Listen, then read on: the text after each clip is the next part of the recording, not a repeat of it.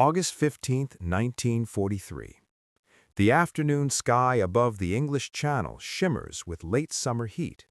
A formation of Luftwaffe Focke-Wulf 190 streaks eastward at 8,000 feet, their pilots confident after another reconnaissance sortie over southern England. The lead pilot scans the horizon. Nothing. Clear skies. Then, in the space between one heartbeat and the next, his wingman simply vanishes. Not shot down, not trailing smoke, just gone. The pilot banks hard, searching frantically where his colleague's aircraft should be. There's only empty air and a faint dispersing cloud that catches the sunlight like gossamer. Before he can process what he's seeing, the effect spreads. Another aircraft disappears into the haze, then another. Within seconds, the entire formation is flying blind. Each pilot isolated inside a sphere of dense, impenetrable fog that has materialized from absolutely nowhere. They're 15 miles from the French coast, flying in perfect visibility one moment, completely disoriented the next. Two Focke-Wulfs collide in the confusion. The survivors scatter, jettisoning their external tanks and diving for the deck, desperate to escape the impossible cloud that swallowed them whole. This wasn't weather. This was chemistry, and it represented one of the most audacious applications of smoke technology ever deployed in warfare. A problem the RAF couldn't solve. By mid-1943, the RAF's ability to stop Luftwaffe reconnaissance flights over Britain had become embarrassingly inadequate. German high-altitude photo reconnaissance aircraft, particularly modified Junkers Ju-86P and Messerschmitt Bf 109 variants, routinely penetrated British airspace at altitudes exceeding 40,000 feet. Up there, in thin, frigid air, where conventional fighters struggled, these aircraft photographed dockyards, airfields, troop concentrations, shipping movements. The intelligence was enormously valuable. Britain's radar network could track them. Interception was another matter entirely. Spitfires fitted with extended wingtips and pressurized cockpits could sometimes reach the necessary altitude, but by the time they clawed their way above 40,000 feet, the German aircraft had already completed its run and was streaking back toward occupied France. The numbers tell the story.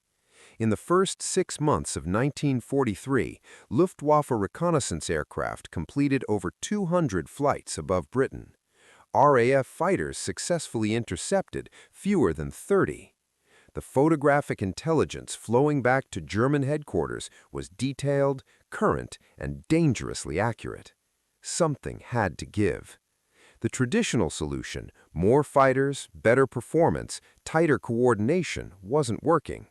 The problem demanded something unprecedented. The answer came from a secret office. The solution emerged from an unlikely source, the Petroleum Warfare Department, a division so secret that most military personnel had never heard of it. Since 1940, they'd been experimenting with fog generation for defense, obscuring potential invasion beaches, protecting harbors from aerial attack. They developed systems like Hamel and Fido, the latter famously used to create artificial fog dispersal at airfields, allowing Allied bombers to land in conditions that would have otherwise been impossible. But in early 1943, a chemist named Geoffrey Pike proposed something far more ambitious. What if Britain could generate fog offensively in the air? What if you could throw a blanket of invisibility across the sky itself, denying enemy aircraft the clear conditions they needed for reconnaissance photography? The idea sounded absurd. To obscure even a modest volume of air required generating fog on industrial scale, then pumping it to altitude, then keeping it in place long enough to matter. The engineering challenges were staggering. But Britain was losing a war in the shadows of intelligence, and desperate problems invite audacious solutions. DASPI, the sky curtain. The Ministry of Aircraft Production assigned the project to the Royal Aircraft Establishment at Farnborough, working with the Chemical Defense Experimental Establishment at Porton Down. It received a bland, bureaucratic title, Device Aerial Smoke Photographic Interdiction. The teams called it DASPI. Almost nobody else would ever know it existed. But for a brief period in 1943, it had another name, the Sky Curtain. How it worked. The technical solution they developed was remarkably elegant. DASPI used modified Wellington bombers as aerial fog generators. Each aircraft carried 12 cylindrical tanks in the bomb bay, 6 per side, filled with titanium tetrachloride and silicon tetrachloride, dissolved in carbon tetrachloride as a carrier solvent. This chemical cocktail, designated smoke mixture number 14, had one extraordinary property. When exposed to atmospheric moisture, it produced dense white smoke on a phenomenal scale. A single liter of titanium tetrachloride could generate roughly 600 cubic meters of fog. The Wellington installation weighed about 900 kilograms fully loaded, replacing the normal bomb load entirely. Each tank held 32 liters, giving a total capacity of 384 liters per aircraft. Under ideal humidity, one Wellington could generate over 200,000 cubic meters of dense smoke, enough to fill the Royal Albert Hall dozens of times over. The delivery mechanism was beautifully simple. The tanks fed into a manifold running to 6 spray nozzles beneath the fuselage, 3 per side. The pilot controlled flow rate using a cockpit valve. When activated, the mixture sprayed into the slipstream and reacted instantly with moisture in the air. The reaction was exothermic, generating heat, and the smoke particles were tiny, less than a micron, meaning they stayed suspended for extended periods. A Wellington flying straight and level at 8,000 feet, dispensing at standard rate, could lay a curtain roughly 4 miles long, 500 feet high, 300 feet thick. The smoke persisted 12 to 18 minutes, depending on wind and humidity. 3 aircraft flying line abreast could create a barrier 15 miles wide, a fog bank you couldn't fly through, couldn't see through, couldn't photograph through. First trials, July 1943. The first operational trials occurred in July 1943 over the Channel Islands. The Luftwaffe used the islands as navigation checkpoints, and Jersey hosted a German weather reconnaissance station. It was isolated, under German observation, and far enough from the mainland that failures wouldn't expose the secret. 3 Wellingtons from number 1419 flight, a special duties unit based at Farnborough, took off before dawn on July 9th. They flew at 7,000 feet in tight formation, approaching Jersey from the west. At precisely 0647, they activated their DASPI system simultaneously. According to German observers, the effect was apocalyptic. One moment, a clear morning sky. The next, a wall of dense white fog materializing as if conjured by sorcery, rolling toward the island like a tidal wave. Jersey disappeared. The smokescreen obscured the island for over 20 minutes. A Messerschmitt Bf-110 attempting to take off from an auxiliary airstrip aborted when the runway vanished beneath the advancing fog. A German weather report filed that morning described an unexplained meteorological phenomenon. One observer suggested volcanic activity. The RAF had its proof of concept. If you're finding this interesting, a quick subscribe helps more than you know. DASPI goes operational. Between July and December 1943, DASPI systems were deployed dozens of times over occupied Europe and the Channel. The operations followed a consistent pattern. British intelligence identified likely reconnaissance windows, clear weather, good visibility.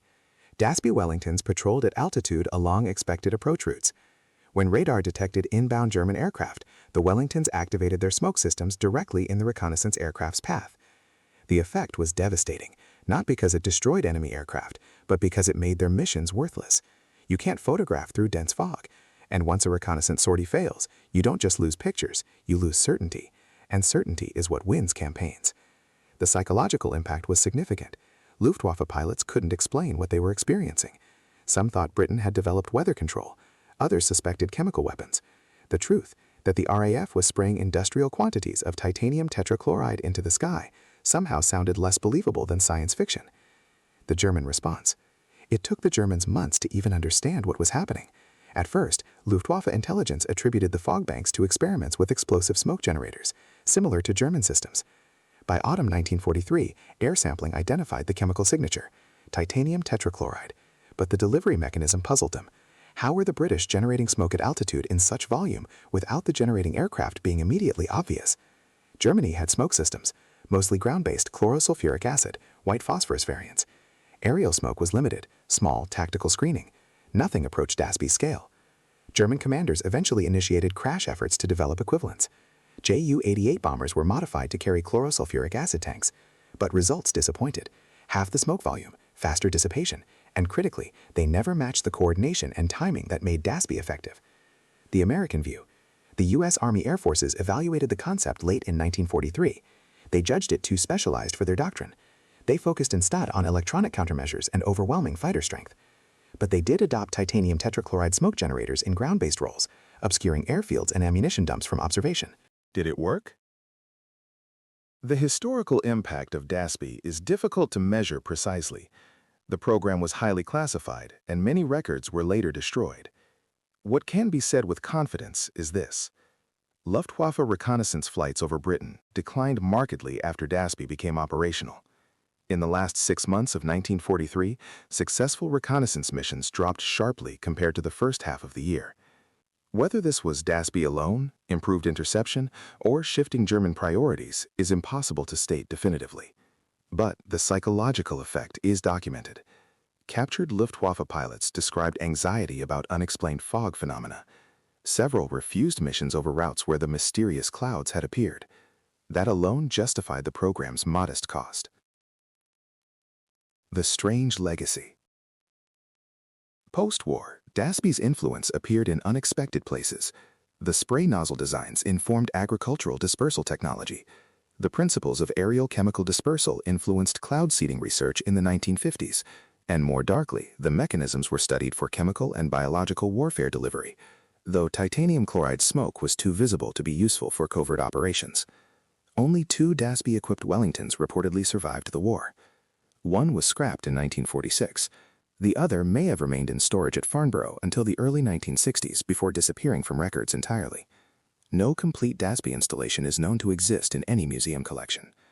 Jet aircraft quickly made slow-moving smoke curtains obsolete. Advanced radar and electronic navigation reduced the value of visual reconnaissance.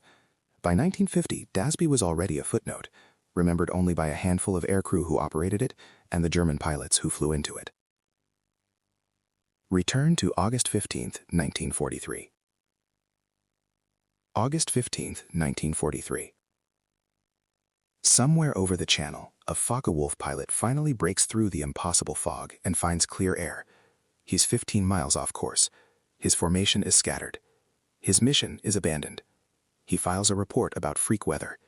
His commanding officer notes it with weary resignation, another sortie rendered worthless by a phenomenon that shouldn't exist. What neither man knows is that 3 Wellington bombers, now 20 miles distant and climbing for home, have just released hundreds of liters of chemical smoke mixture into the sky. No bombs dropped, no shots fired, just chemistry, audacity, and the peculiar British genius for making the impossible look like bad weather. In the entire history of aerial warfare, few weapons have been so effective, while remaining so completely invisible to history itself. The sky curtain achieved what it set out to do, not by destroying the enemy, but by making them disappear, and in doing so, it disappeared alongside them, leaving only scattered reports, contradictory accounts, and the fading memory of the day the sky itself became a weapon. That's what Britain did when conventional solutions failed. They weaponized weather. They made aircraft vanish in broad daylight, and they did it so thoroughly that even now, most people have never heard it happened.